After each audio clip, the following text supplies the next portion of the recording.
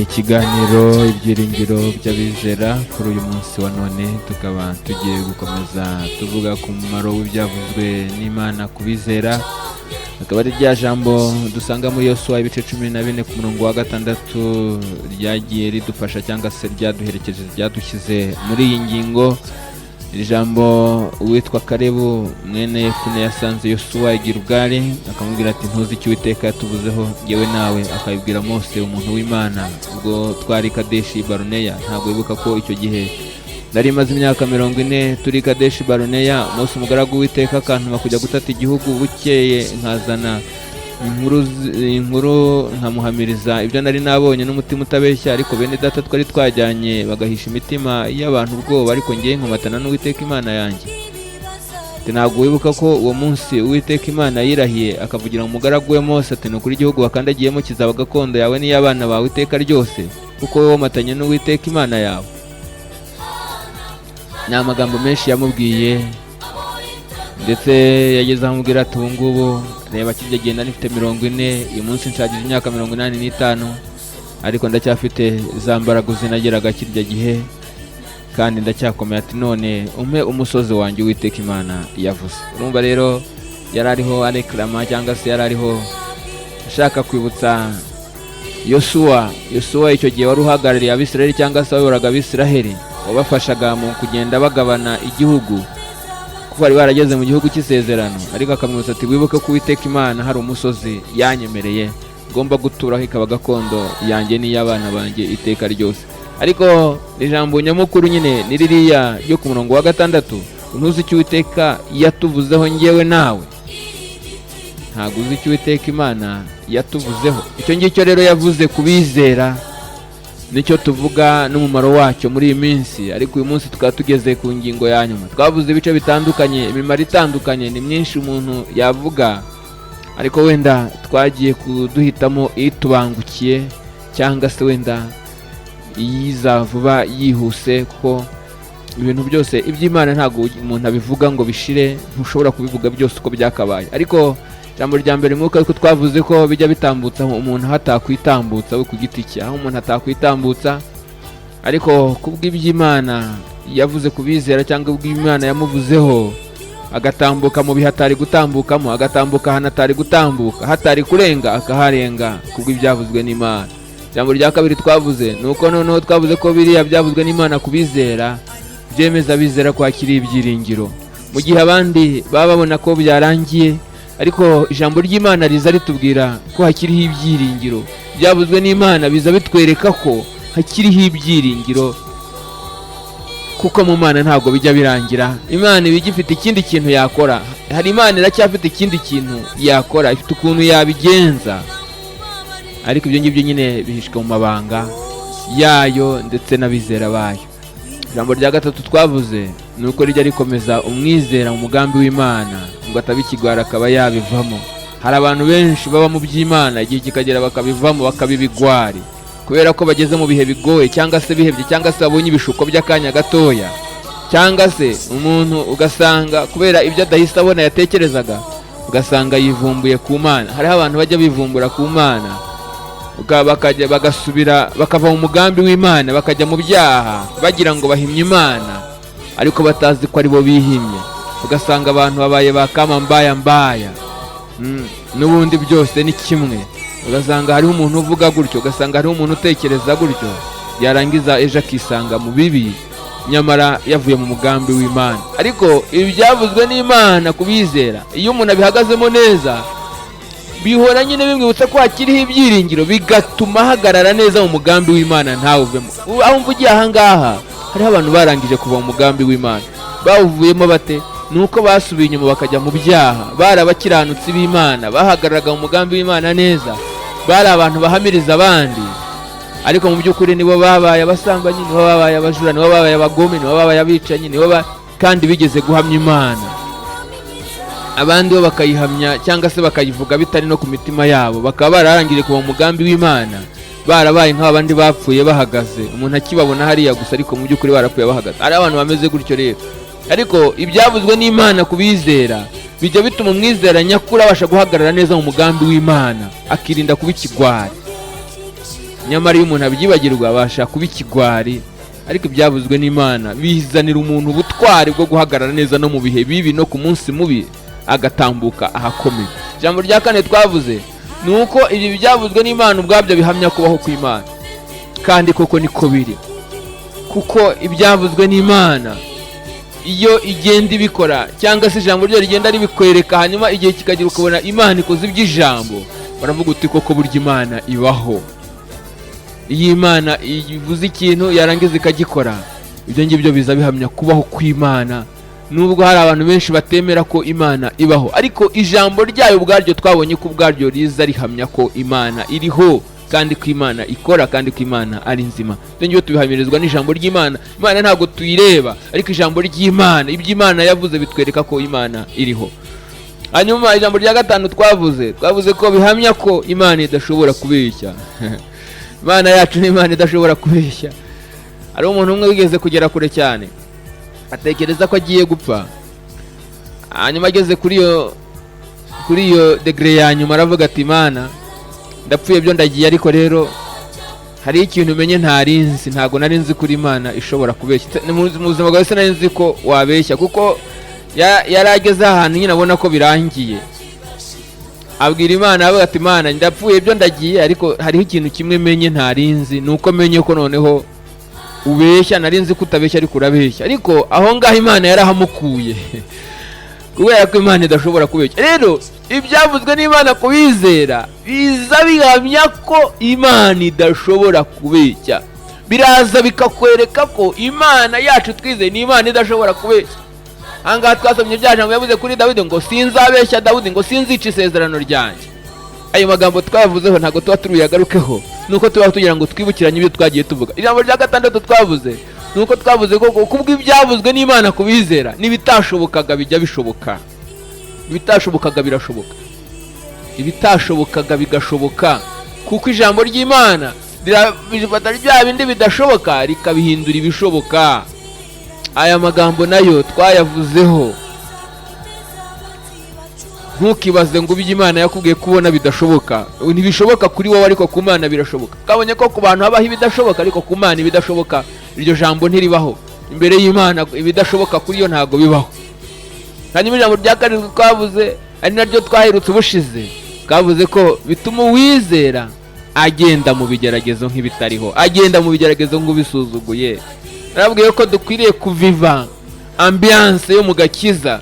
Wenda mubarire hari ukuntu umuntu abura amagambo neza, ukuntu ayavuga neza ngo yumvikanishe mu rurimi neza uko bikwiriye, ariko abantu bakwiriye kubaho bafite umunezero w'agakiza. Abantu bakwiriye kubaho banejejwe nuko bakijijwe. Abantu bakwiriye kubaho, ndavuga bizera, banejejwe no kugira neza kw'Imana. Ariko usanga hari abantu Satani yanyaze uwo munezero, batajya banezerwa kandi badaseka, batishima, kandi baba mu nzu y'Imana, baririmbira Imana, bavugira Imana, bagakora. Ariko ibigeragezo babamo cyangwa se ibindi bintu bacamo babona bitagenda, ugasanga ntago bituma baviva ya ambiance yo mu gakiza. Ndagira ngo mubwire ngo nubona wanyazwe umunezero wo mu gakiza, atari wa munezero uko wariye cyane ugahaga, atari wa munezero yuko iwawe huzuye za depo z'imiceri, atari wa munezero w'uko ubona ibintu byabaye barabara, ibintu bimeze neza, unejejwe n'undi munezero w'uko Yesu agira neza. Nka wa munezero wahagurukanye. Ubundi uyu munezero ujya ugaragara cyane mu gihe umuntu akimara gukizwa, ariko ibigeragezo bijya biza bikanyaga abantu uyu munezero. Ariko umwizera nyakuri ufite ibyavuzwe n'Imana, ubihagararamo neza, ajya aca mu bigeragezo nk'ibitariho, ukabona yabisuzuguye, ukabona utazi yaba yahuye n'ibibazo, yaba yagize ibyago, ariko se uriya si wa wundi wahuye n'ibi, si wa wundi byagendekeye gutya na gutya. Ariko ibyavuzwe n'Imana kubizera kubera ibyiringiro biduhesha, bituma umuntu aca mu bigeragezo nkaho bitari. Abantu bakaba banakwibazaho batari koze buriya nta nubwo nabona ibibazo afite. Oya, ibibazo biragara, ariko tuzi neza ko hari uzabirangiza, tuzi neza ko byose ubwo azagira gwikaka agakuraho, ko Imana yacu izaza ye guceceka. Ibyo ngibyo bijya bitunezeza, bikaduhesha n'umunezero mu bibazo. None byaravuze ngo ngo no mu byago nzaririmba, Yesu ni umukiza wanjye, ngo naho haza ibyago byinshi ndamahoro. Naho ngaho muri iryo jambo ukwiriye guhagararamo nawe mu gakiza kawe ukabaho unezerewe. Niba utanezejwe n'agakiza, ndagira ngo nkubwire, sinzi bavuze ijambo rivuga ngo umunsi Yesu yavukaga hari umutwe w'abamarayika wabonetse uririmba, uravuga ngo mu ijuru icyubahiro kibi cy'Imana, ngo no munsi amahoro mu bo yishime. Rero ayo mahoro mu isi niba uyabuze, simbizi, ntago nzi ubuzima bwawe bwo mu gakiza ukuntu bumeze, ariko no mu byago ukwiriye kuririmba, no mu bibazo ukwiriye gukomera ukabicamo nkaho bitariho, ukamera nkaho wabisuzuguye. Rero ibyavuzwe n'Imana kubizera bijya bihesha uwizera kugenda mu bigeragezo nkaho bitariho, kubera ibyiringiro bindi by'uko bizashira, bizavaho, bizarangira. Ibyo byose tuzi ko bizashira bikarangira, kandi tuzi ko nyuma hirya y'imisozi, nyuma yo kuzunguruka Seyiri habaho kucyamika. Iyo umuntu ageze igihe cyo kuzunguruka, ndagira ngo mu kuzunguruka kwawe ujye wihangana, ujye ukomera, kuko hari igihe uzacyamika. Rero bize biguhesha guca mu bigeragezo utabyitaho, utabitumbiriye cyane, ahubwo ujye utumbira kuri Yesu umucunguzi wacu, ujye utumbira ku Mana nyir'ijuru, ujye utumbira ku Mana nyir'ijambo yavuze. Ntago hakomeye ibyo umuntu acamo, ntago ari byo bikomeye cyane kurusha iby'Imana yavuze. Oya, hakomeye icyo Imana yavuze, hakeneye icyo Imana yakuvuzeho, hakomeye iby'Imana yavuze kubizera kurusha ibyo umuntu acamo, kuko ibyo byose bifite iherezo, ariko ijambo ry'Imana ryo rizaguma iteka n'iteka. Haracyari ibyiringiro rero. Uyu munsi rero turavuga ijambo rya nyuma, ndavuga si uko naryo rya nyuma cyangwa ryakagombye kuba irya nyuma, ahubwo nuko hari byinshi byo kuvuga. Ariko uyu munsi reka tuvuge kuri iki gice ku mumaro w'ibyavuzwe n'Imana kubizera. Tuvuge ijambo rya nyuma ryo kuvuga ngo noneho ku muntu wasogongeye akamenya neza, akakira neza ijambo ry'Imana, akinjira mu masezerano y'abizera, akahabwa amasezerano meza n'Imana, uyu nguyu bijya bituma agira kwatura, kandi kwatura kwiza. Niryo jambo ryacu ry'uno munsi, kuvuga ngo bihesha uwizera kwatura kwiza, cyangwa se ibyavuzwe n'Imana kubizera bituma batura kwatura kwiza. Niryo jambo ryacu ry'uno munsi, ndagira ngo dusenge Imana hanyuma twinjire mu by'iryo jambo. Mana isumba byose, Mana ishobora byose, muremyi w'amahanga, Data wa twese mwiza, haleluya. Urakoze cyane kongera kudushyira muri uyu mwanya mwiza w'ikiganiro ibyiringiro by'abizera. Mana turasenze, kandi dusenze dukinguza ijuru, dukomanga Mana, kugira ngo dukingurire ijuru ryawe maze ridukingukire, imbaraga zawe zize, ubwami bwawe buganze, maze Mwami dushyigikirwe n'ijambo ryawe rikomeye. Mana uzutugotesha imbaraga zawe, kugira ngo Mwami turi mu mbaraga zawe tubashe gusohoza iby'ijambo ryawe, kandi Mwami ijambo ryawe rirekeresha imbaraga zikomeye, hindura abo guhindura, kiza abo gukiza, komeza abo gukomera, Mwami mwiza, kandi ubyutsa abaguye n'abari bari kure mu mwijima, ubigize hafi Mana, bamurikishize mu maso hawe umucyo wawe Mwami ubagereho. Imbabazi zawe n'ubuntu byawe bibatwikire, kandi kugira neza kwawe Mwami gukomeze kubana natwe ibihe bidashira. Icyubahiro kibi cyawe mu isi no mu ijuru, here none ukageza iteka ryose. Tangirana natwe kandi usozanye natwe, mu izina rya Yesu Kristo Umwami wacu, amen.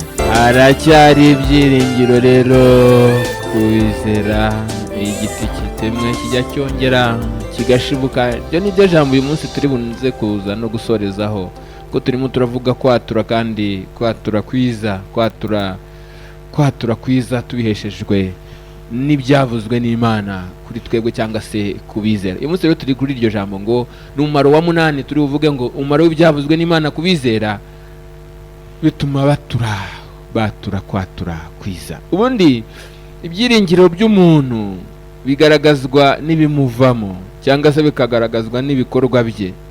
Abantu rero ntago bajya bamenya ko ibyo bajya batura bigira impact, cyangwa se bigira uruhare ku byo bagenda bacamo, kubibabaho, cyangwa se no kubyo bazababaho, cyangwa se no kubizababaho. Nicyo nshatse kuvuga. Ntago bajya bagira ko ibyo bintu bigira impact ku byo babamo uyu munsi wa none, cyangwa se bibabaho, cyangwa se no kubizabaho igihe kizaza. Uzarebe, uzasoma ubutumwa bwiza, uzasanga abantu benshi Yesu yagiye akiza, uzasanga abantu benshi Yesu yagiye agirira neza, bagiye be expose ibibazo byabo, bakagenda bavuga ibibazo byabo. hanyuma noneho bakavuga akabaza ati murashaka ko mbagenzereza nte, wenda umwe akavuga ati ndashaka gukira.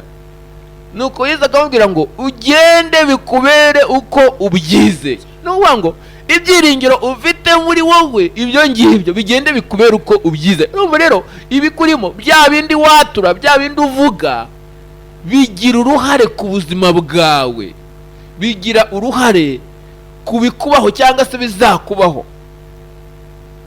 Sinzi niba munyumva neza, ariko itakuri iryo jambo abantu bagendaga bavuga igihe cya Yesu akababwira ngo mugende ngo bibabere uko mubyize. Ibyo mwatura ibibarimo mugende bibabere uko mubyize. Reka wenda tugaruke twanavuze ririya jambo Kalebu yabwiriye Yosuwa i Gilugari, ariko reka twongere tugaruke i Kadeshi.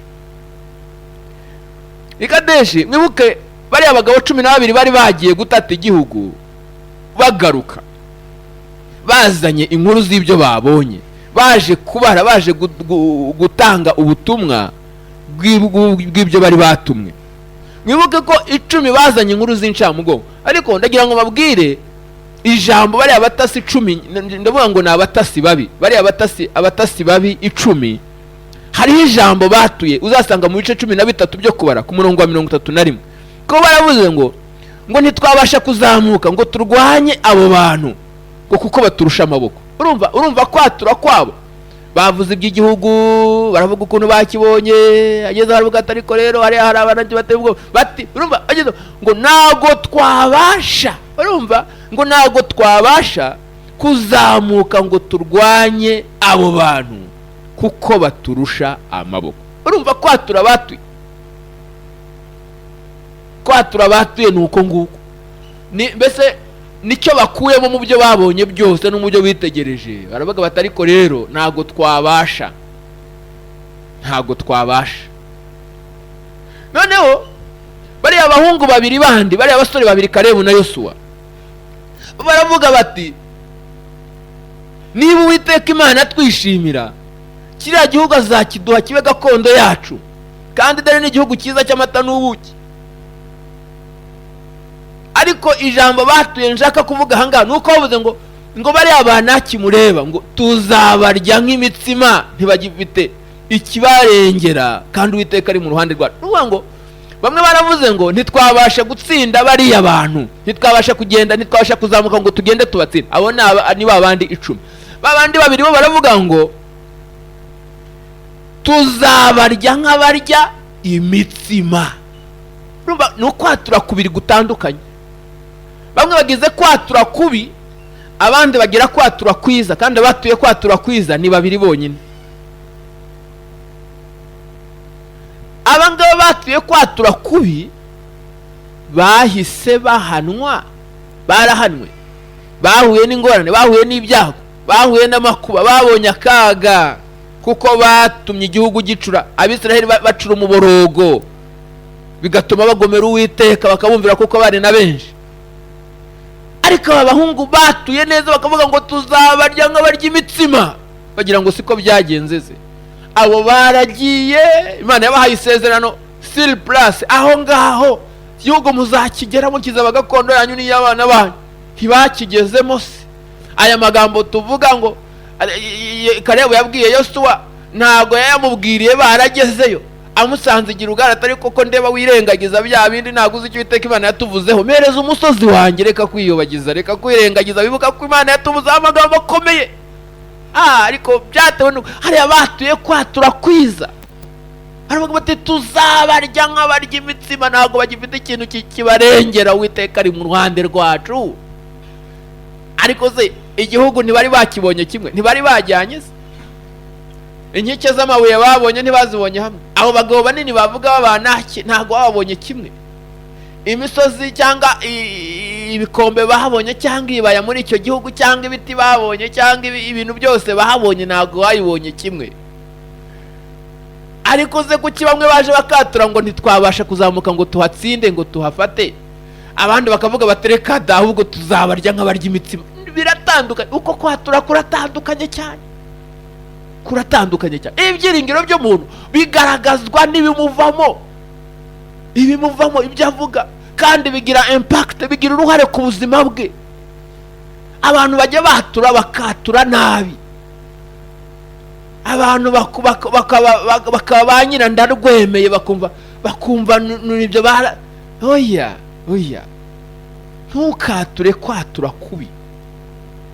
Imana ikugirire neza, ntukiyatureho ibibi. Mujye mwirinda kwiyaturaho ibintu bibi cyangwa ibintu bidafatika, ibintu bidafite umumaro.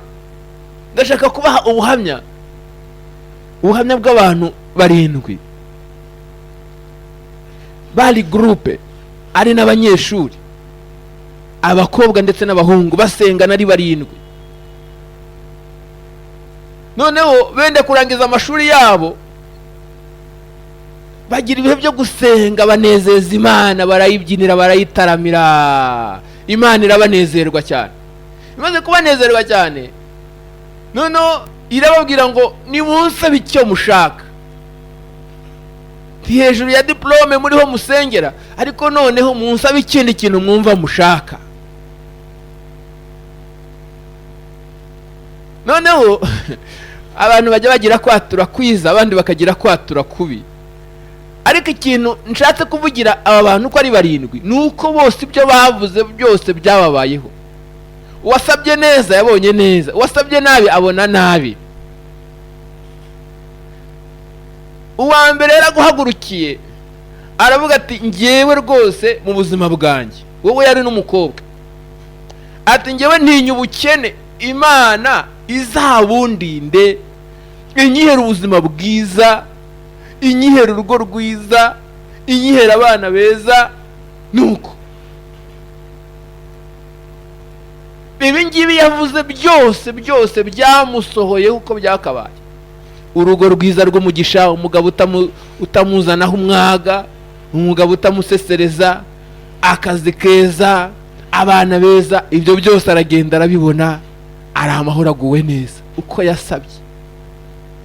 Uwa kabiri nawe yari umukobwa, aravuga ati ngewe rwose ndishakira umugabo, ndishakira umugabo, nubwo yaba umugabo w'umukene rwose, wenda nubwo yabakura no mu muhanda, nubwo yabagize ate, ngewe rwose ndishakira umugabo, ngewe Imana inyihera umugabo, nubwo nawe nakaza afite cyangwa nta niza afite, ngewe byose ibyo nubakaho, ngewe Imana nshaka kunyihera umugabo. Uko yasabye, Imana yamuhaye umugabo pe, ariko nyine udashinga mu buzima bwo mu isi, nta kazi, nta nzu, nta kina, mbese kubaho bigoranye, mu buryo bugoranye cyane, babaho mu buryo bugoranye cyane, nivuga ngo bugoranye cyane, mwumve ko bugoranye cyane. Uwa gatatu nawe yari umukobwa, we aravuga ngo ngewe Imana izandinde, inyihera akazi rwose, nubwo kaba ari akazi ko kugira rwose, nubwo kaba ngewe gusa, ngewe Imana izamubarire, izampa akazi rwose, nzajye mpora nibonera amavuta yo kwisiga, no kuzabura ikintu nisiga, no kuzabura amavuta yo kwisiga, no Imana izanyihera akazi rwose, nzajye mpora nyene. Nukuri dore uko yasabye. Abandi babona akazi keza, ariko niyavuye mu kazi akajya mu kandi, ni kakandi nyine kamuha twa dufaranga dukeya two kubona utuvutka two kwisiga. Kandi Imana yari babwiye ngo basabe icyo bashaka. Uwa kane we yari umuhungu, baravuga ati ngewe rwose ngewe nshaka akazi, Imana izandinde ubushomeri, nubwo kaba ari kakazi nirirwamo nkararama, ariko ngewe nzibonera akazi. Akazi arakagira rwose, ariko kugira ngo uzamubone, ngo nubwo hari akazi nkora amasaha menshi, nubwo nakwirirwamo nkanakarama, ariko nkaba mfite akazi rwose, ntariho ndi umushomeri. Ataha mu gicuku cya joro kugira ngo umubone biragora, urumva. Uwa gatanu we yari umukobwa, aravuga ati rero we yari umukobwa yigana n'abandi bana, ariko we yari anakuzemo, yari akuze abaruta cyane, kwa kundi umuntu yiga akuze. None aravuga ati rero ngewe rwose Imana izamfashe, aravuga ngo ngewe Imana ndishakira umugabo, ngo nibura nkanjye nitwa umugore nk'abandi, ariko rwose nanjye Imana inkurege, nanjye nje numva nifuza, ngewe nuko nanjye nakwitwa umugore rwose, nanjye nakwitwa umugore. ariko nagira ngo babwire, uretse kuba yarashatse akaba afite n'umugabo nyine akaba yitwa umugore nk'abandi, ariko ibyiza by'urugo ntabizi, cyo kora yitwa umugore. Wumve ko ni umugore, ariko hariho burya abantu baba barashatse bagashaka nabi bakarutwa n'abatarashatse, babaho mu mibabaro kandi babazwa nabo bashatse, babandi bakabata bakabagira bate bakabatesa, ntibabaha icyo kurya ntibabaha icyo kwambara, ukagenda ukirwariza, ariko izina ry'umugore agize ate ararifite. Uwo ni uwa gatanu. Uwa gatandatu yaravuze, uyu nguyu yasabye neza yo kagira Imana, yaravuze ngo njyewe numva nshaka kwibera mu nzu y'Imana, nubwo ndangiza amashuri yanjye, ariko njyewe numva nshaka kwibera uw'Imana, nkibera mu nzu y'Imana, njyewe numva nshaka kwibanira n'Imana, ngakorera Imana. Arangije icyo Imana yamukoreye ni iki? Yamuhaye akazi ko ku rusengero, akora kubw'ubuzima busanzwe, ariko kandi akanibera no ku rusengero nyine, akikorera imirimo y'urusengero. Ibyo akora arabihemberwa, kandi n'Imana izanamuhemba kuko yibera mu nzu y'Imana. Uwa karindwi we yaravuze ngo njyewe nikundira kwiga, nshaka kumenya ubwenge Imana, njyewe ndashaka ko Imana izampa kwiga cyane nka minuza. Uwakubwira aho ageze yiga, Imana yamukinguriye imiryango, ariga ntawe uzi aho azagarukira. Urumva ibi byose ndagira ngo mbabwire ngo aba bantu ni barindwi, ariko buri wese urumva ko icyo yagiye avuga cyose cyagiye kimufata. Ibyo watuye bigira imbaraga ku buzima bwawe. Rero ibyavuzwe n'Imana ku bizera byo bijya bituma bagira kwatura kwiza, kubera ibyiringiro by'Imana yavuze baba bafite muri bo. Guhagarara mu by'Imana yavuze biduhesha kwatura kwiza, kandi ibintu bifatika. Nimwatura mujye mwatura ibintu bifatika. Nyankunda kubwira abantu ngo ntujye imbere y'Imana ntukisondeke, nushaka uyibwire, nishaka ibyisaba ibyange, ariko ntuzisondeke. Nujya gusaba Imana uzasaba Imana ikintu gifatika, kuko wenda iyo umuntu asenza amasengesho turasenga, ariko iyo dusenga tuba dusaba Imana nayo igira uko isubiza. Urumva? Ariko nibura iyo izagira uko igusubiza, ariko we wayibwiye ibintu bifatika, wowe uzajya imbere y'Imana, ariko uzi ko wafashe amasengesho ukajya imbere y'Imana, yangiza kubwira ngo nsabe icyo ushaka, warangiza ukavuga yewe, ukavuga ibintu bidafatika, ukavuga ibintu wenda ibyibwira nishaka nibyemere, wenda ariko nagira ngo nkubwire ngo ujye usaba ikintu gifatika, ntugasabe ibintu by'amafuti. Oya, kuko mu gusubiza kw'Imana, mu gusubiza amasengesho yacu, hari igihe Imana iza ikakubwira ngo yego, ibyo usabye ugahita ubihabwa. Tekereza rero, uri buhabwe bya bindi wasabye, warangiza ukaba wisondetse, kuko hari igihe Imana iza ikavuga ngo yego, ibyo wasabye ikanabiguha. Hari n'igihe ikubwira ngo yego, ariko tegereza, igihe wenda kikaba kitarageramo. Haba n'igihe cyo gutegereza iby'Imana yagize yemeye cyangwa se izanakora. Ariko urumva uwa mbere yabwiye ngo yego, igahita inabikora. Uwa kabiri ashobora kubwirwa ngo yego, ariko tegereza. Undi ashobora kubwirwa ngo hoya, kuko hari ibindi byiza naguteguriye bitari ibyo ngibyo. Burya ubwo icyo gihe ho umuntu aba ageze ahandi yasabye, ariko agasaba mu buryo Imana idashaka. Ariko ibyo si twe two kubimenya, kuko Umwuka Wera ajya yungurura amasengesho yacu, akatunihira iminiho, niko Bibiliya itubwira. Ariko mujye musaba ibintu bifatika. Wowe ngo agasubizwa ate? Oya, hari ibindi byiza nagutegura. Hari igihe Imana itaguha ibyo wasabye, ariko akaguha ibindi byiza yaguteguriye, biba bihari biteguye. Undi nawe ashobora kubwirwa nka Pawulo rya jambo yabwiwe, akavuga ngo hoya, ubuntu bwanjye buraguhagije. Ibyo ni bimwe mu bisubizo by'Imana.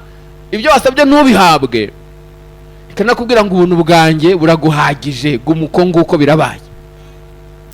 Ariko tekereza, uri bubwirwe rya jambo rya mbere twavuze ngo yego, warangiza ukajya imbere y'Imana ukisondeka. Oya, nujya imbere y'Imana jya usaba ibintu bifatika, ntukisondeke. Ibyemere cyangwa n'ibyemere, ibigusubiza ibigweye cyangwa n'ibigwe, ariko jya usaba ibintu bifatika. Ariko reka tugaruke mu ijambo ryacu ry'uno munsi. Ibyo Imana yavuze kubizera biduhesha kwatura kwiza. Ko Imana ibyo yavuze ni byiza, kubw'umugambi wayo mwiza, ibyo dutekerezaho ni byiza. nta mpamvu rero yo kujya imbere y'Imana ngo wigire nyagupfa, ngo wigire nyirandarwemeye, ngo wigire oya jya ugira kwatura kwiza. nta mpamvu yo kuba ufite iby'Imana, nta mpamvu yo kuba ufite amasezerano y'Imana, nta mpamvu yo kugira ngo ugire kwatura wiyaturire ibintu bibi. Amasezerano y'Imana, ubu se utekereza ko nabwiye ngo Yosuwa na Kalebu bari barebye nk'abandi, ibyo babonye nibyo n'abandi bari babonye, ariko bamwe baraza bati ntitwabasha kugenda ngo tujye gusindura kiriya gihugu, ariko abandi bavuga ngo oya, ngo tuzabarya nk'abarya imitsima, tuzabarya nk'abarya imitsima. Bane tugirire neza, tuzabarya nk'abarya imitsima, tuzabarya nk'abarya imitsima.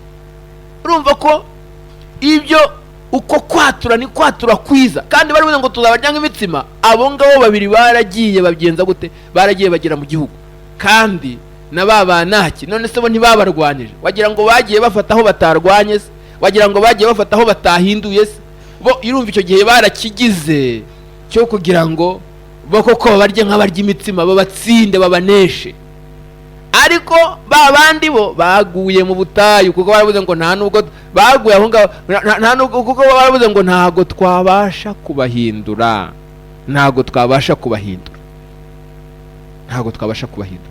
Ariko nagira ngo ujye ugira kwatura, kandi kwatura kwiza. Turaza gukomeza mu kanya undi mumaro byavuzwe n'Imana kubizera, nuko bituma bagira kwatura kwiza. Birabaje kuba waba ufite ibyiza by'Imana biri imbere yawe, warangiza ukiyaturiraho ibintu bidasobanutse. Ariko uyu munsi ndakuginga nkubwira ngo atura kwatura kwiza, we kwiyaturiraho ibibi.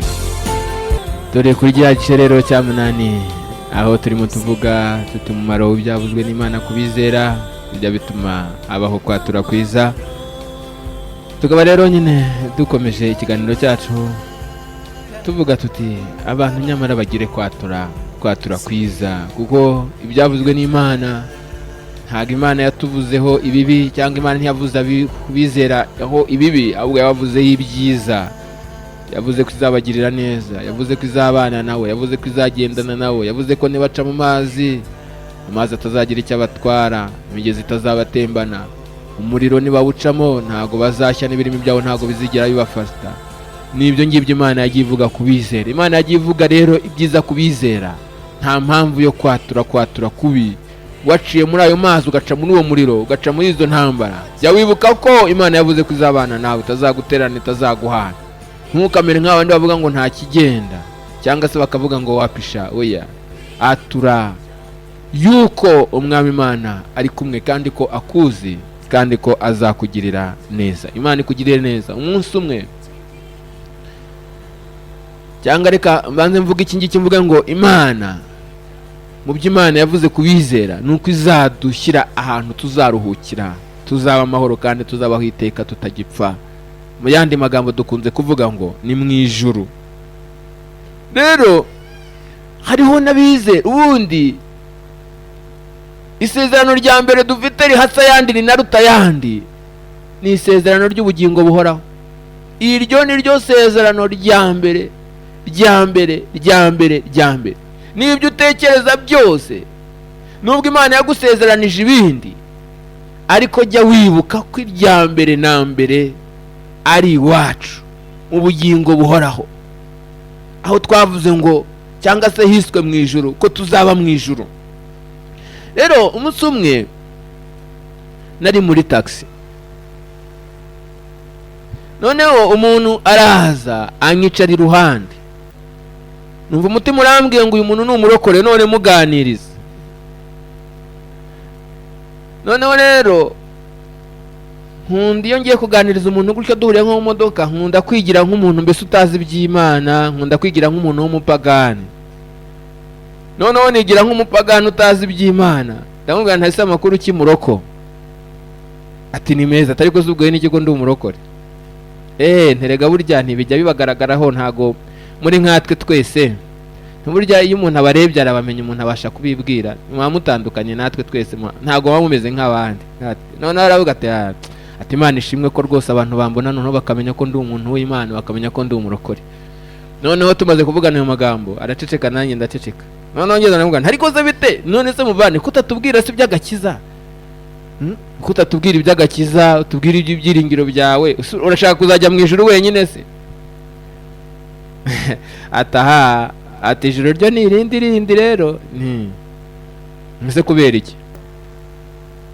Ataha none se atize none wagira ngo yego nyine umuntu arakizwa, ariko rero ijuru ryo nyine nta ubizi ko umuntu, ntago umuntu abazi ko azarigeramo.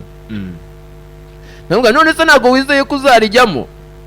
Ati simbizi nyine, we yabizaterwa nyine nuko bizagenda nyine tu. None se Bibiliya ivuga iki? Bibiliya ivuga iki?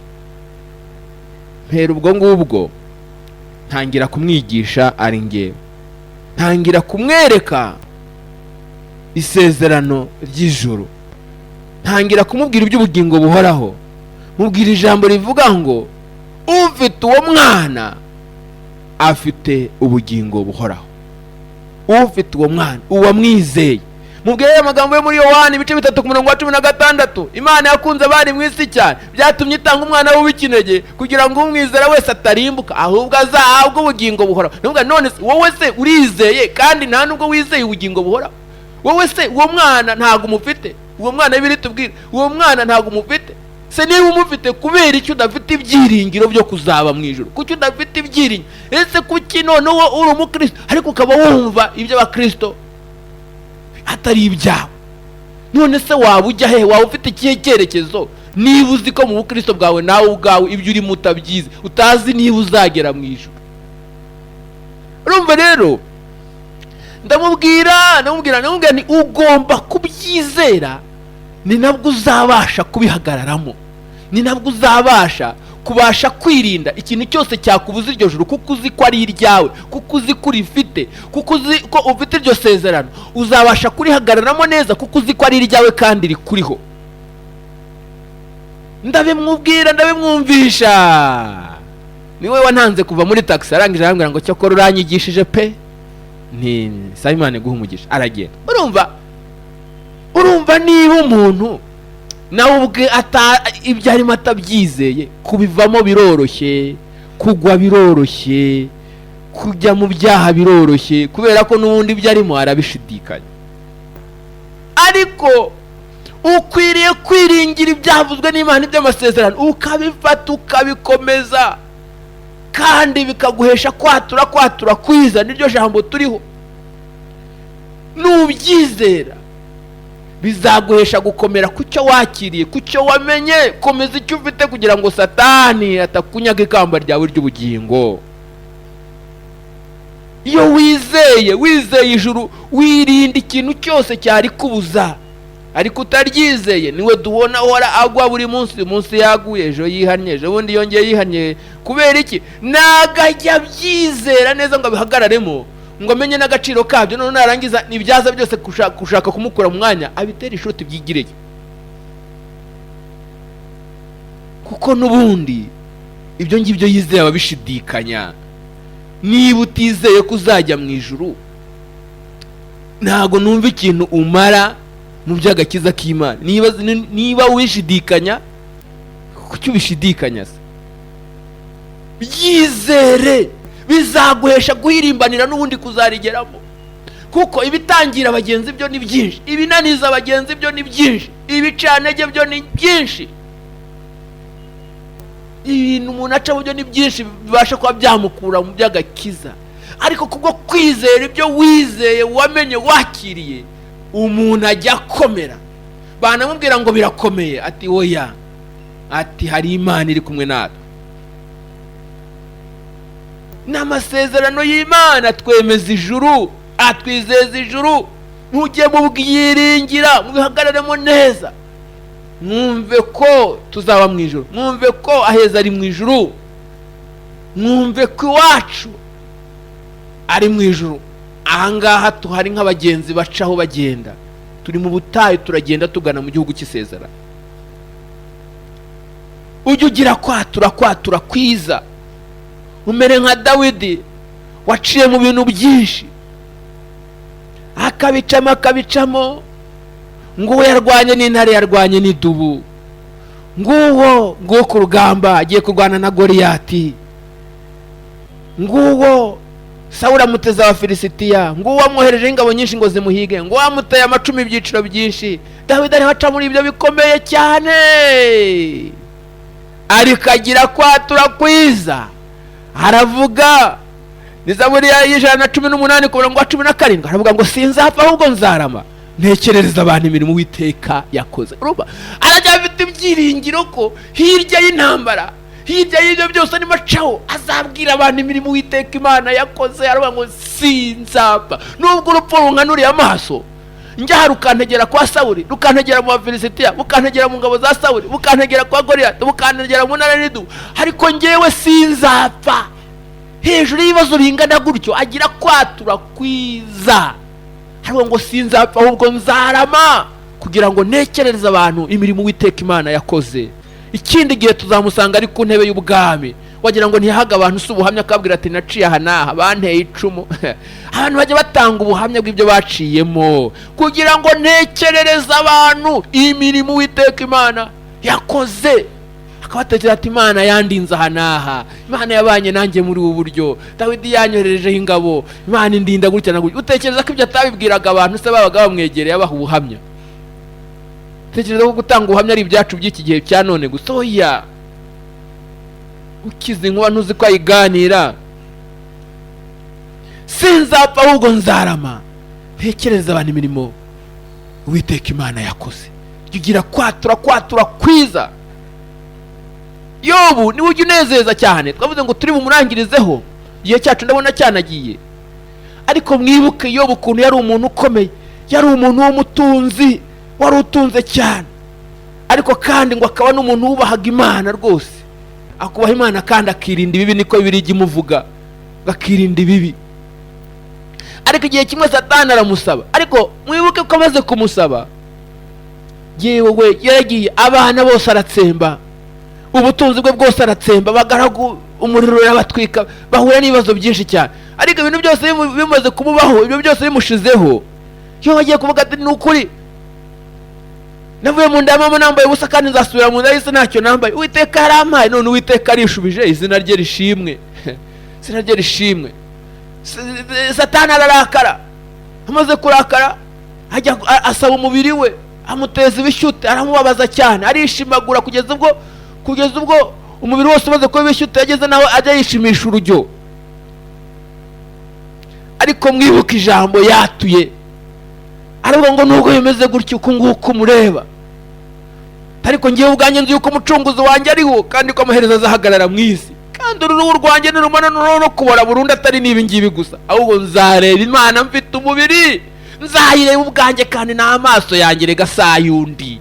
Ahubwo njya numva mazwe n'urukumbuzi rwinshi cyane rwo kugira ngo nzamubone. Haleluya. Kwatura kwiza. Nubwo bimeze gutya ariko haracyari ibyiringiro. Ndabizi neza ko umucunguzi wanjye ariho, kandi amaherezo azahagarara mu isi, kandi nzamureba, amaso yanjye ntiyazamureba. Icyo gihe uvuze amagambo nk'ayo ngayo, Satani ajya mwarwa. Satani ntiyashirwa, aragenda yinjira mu mugore we, amaze kugera mu mugore we ngo agatangira kureba Yobu, ngabura ngo ariko ngo watutse Imana, yarangiza ikakwica ukavuga ko ntacyo kimaze, atangira kumwinuka. Icyo gihe Yobu yageze ahantu habi cyane, ngo ahandi hamagaraga n'umugaragu, ngo n'umugaragu ntamwitabe, n'umuja ntamwitabe, abantu bose bamuvaho, n'imiryango imuvaho, abantu bose baramwiyama, baramwinuka. Umugore aramubwira ati rega tuka Imana ikwice n'ubundi ntacyo kimaze, wivireho. Ariko aramubwira ngo ariko cyangwa uvuze nk'umure w'abagore b'abapfapfa, kuko none se twakwakira ibyiza bivuye mu kuboko kw'Imana, hazi ibi none tukava ku Mana tukayireka. Aho ngo Satani naho baratsinzwe. Hari igihe Satani ajya arwana ariko agatsindwa, ngo niyazi ko ari butsindwe ngo ajya yemera akarushoza gusa. Ujye muhagarara kigabo rero, ngo aragiye agera mu nshuti zayo, inshuti zayo buziba zirahagurutse, ziraje zije kumureba, zije kumuyagira. Abo ni ba Elifazi na ba Biludadi, baraza ngo bageze imbere ye, ngo bamukubise amaso baramuririra, ngo ariko bagiye kumuvugisha baramubwira ati sha nago ibi bintu nago bishobora kukubaho utaracumuye, wakoze icyaha byanga bikunda, nta mukiranutse twigeze tubona mu buzima bwacu amera uku nguku. Ngo baramubwira yewe, ngo umwe aramubwira ngo shango ni ukuri ngo kugira ngo bikugendekere uku nguku, yewe warakosheje rwose, wakoze amakosa, wakoze ibyaha, ihane wiyuzuze nayo izakugirira neza. Undi ngo akamubwira ngo shango yamba ndi wowe ngo mbashatse Imana, ngo maze Imana akaba ariyo niyegurira ibyanjye. Baramubwira amagambo menshi yo kumusesereza, arisobanura ntibamwumva. Arangira avuga ati ni ukuri henga mbimirwe basi ku minzani reke, nimumbwire namwe nimubime imirimo yanjye, bimirwe ku minzani reke mumbwire, nimumbwire rwose nakosheje he, nuhe mupfakazi wansanze nkamwirengagiza, nihe mfubyi nigize nirengagiza ntigeze numva, henga bimirwe ku minzani reke. Yo barababwira ntibabyumva. Ariko arangira arababwira ati rero ngewe ndarahira Uwiteka Imana ihoraho, niyo yanyimye ibyari binkwiriye, niyo ishobora byose yabazaga ubugingo bwanjye, ni ukuri nagira ngo mbabwire ngo ubugingo bwanjye buracyari buzima. Arabahamiriza ngo ati ubugingo bwanjye buracyari buzima, kandi n'umwuka w'Imana ni we utuma mpumeka. Ni ukuri n'iminwa yanjye ntabwo izigera ivuga ibyo gukiranirwa, n'ururimi rwanjye ntabwo ruzigera ruriganya.